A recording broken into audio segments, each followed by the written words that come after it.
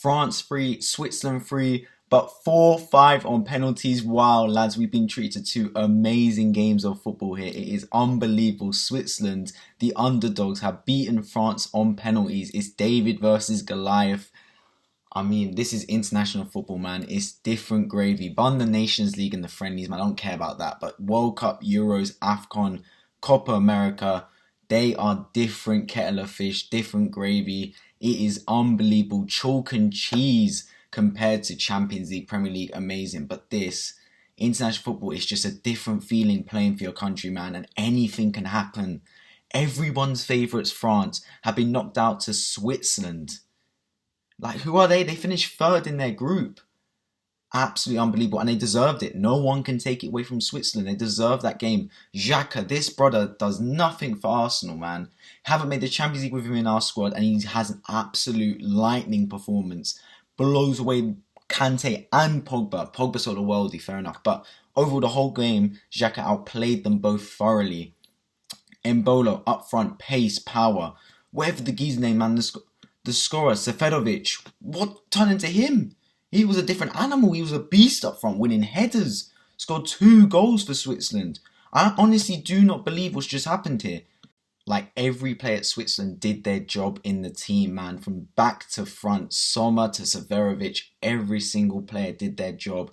And they outplayed France. It's not the players on the pitch. It's the heart and the system that makes the team play the football the best they can.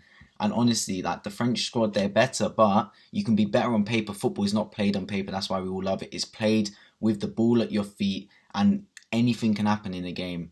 And this has proven it. I couldn't believe that Switzerland knocked France out. So what does that mean? That's France and the Netherlands out. 2 teams that did very well in the group stages, finished top of their group, are out already. Honestly, so now that means for the England fans tomorrow, that game against Germany is even bigger. Because if you beat Germany, that makes your path to winning the Euro 2020 even easier, because that's France and that's Netherlands out. I mean, your side's already easier because France weren't even in it, but that means if you make it to the final, you don't even have to play France. So, wow. I mean, the game started with a goal from Seferovic. He was just stronger than, I think it was Longley in the middle. He literally gave him a little nudge, pushed him out of the way. He's strong, he's bigger, headed it into the bottom corner. And then that's 1-0 to Switzerland. And then they're holding on. They get a penalty. It's unbelievable. I think it's Zuba that gets down the end. I think it's him anyway.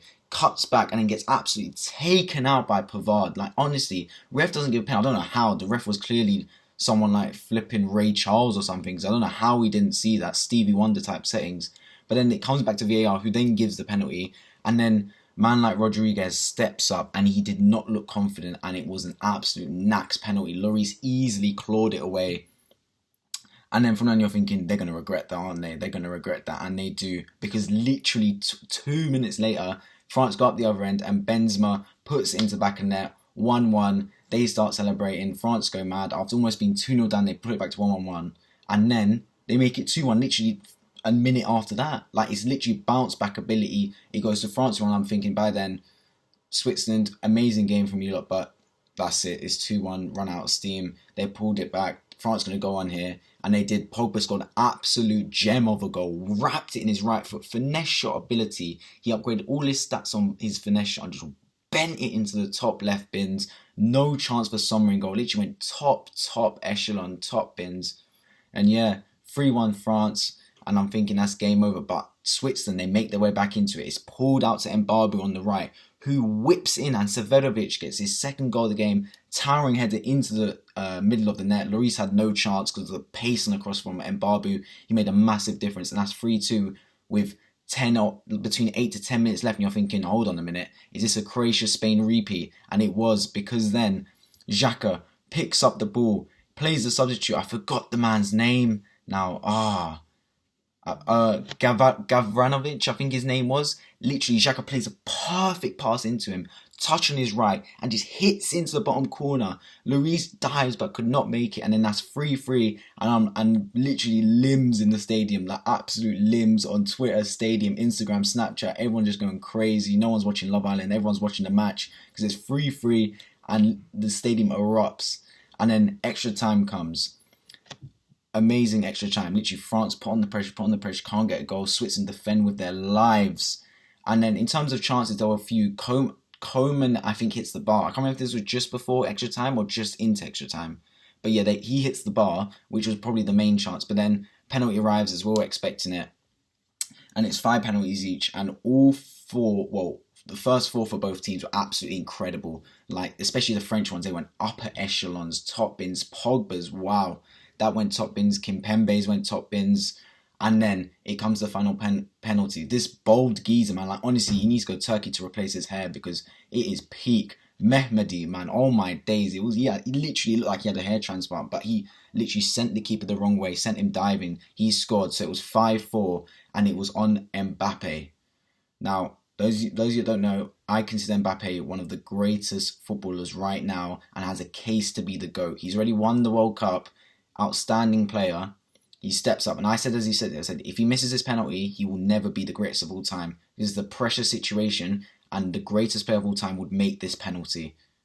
He steps up and he misses it. It's a poor penalty. It's good height for the keeper.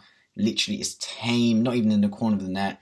And then Switzerland win. That's how it is. He missed the penalty. If you want to be the greatest footballer of all time, you make that penalty. I don't care what it takes.